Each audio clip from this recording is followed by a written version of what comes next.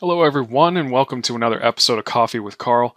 I'm your host, Carl Zoellner, one of the attorneys here with Anderson Business Advisors.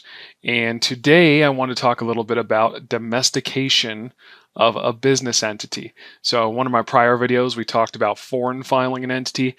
Today, we're going to distinguish that from domestication of a business entity. So, you may remember from my previous video of foreign filing. This is foreign filing is telling a state that you are doing business in their state, even though you're retaining your original, what's referred to as situs of your business entity, whether it's an LLC or a corporation. Domestication is a little bit different in that you're abandoning usually that prior situs and establishing a new one in a state that allows it.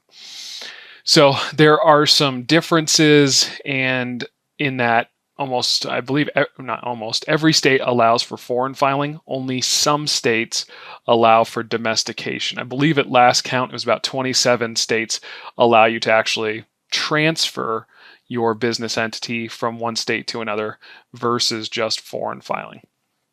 So when would it be, I get the question would become, well, when would it be advantageous to domesticate an entity versus just foreign filing it?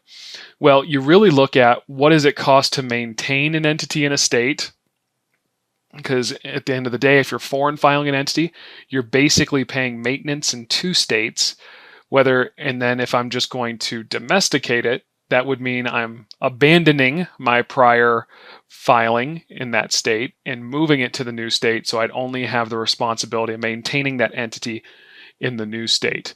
Can be incredibly valuable if, say, you were a California resident, or you did have several California properties, and then maybe you exchanged those properties into several more properties in another state, or say if you're moving your corporation, or so moving from, say, California to Nevada or Texas or Florida, one of those, no income tax states, then you may want to domesticate your corporation in one of those states.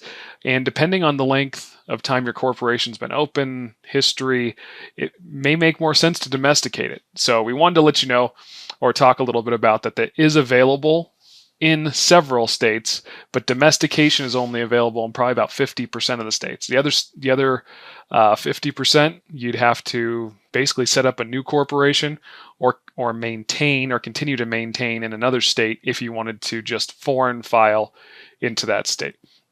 So just as a summary, two tools basically out there. If you need to change states of a business entity, or you're doing business in a new state, you could foreign file it, which every state accepts, and you would be maintaining the entity basically in two states, or you can domesticate it in about 50% of the states.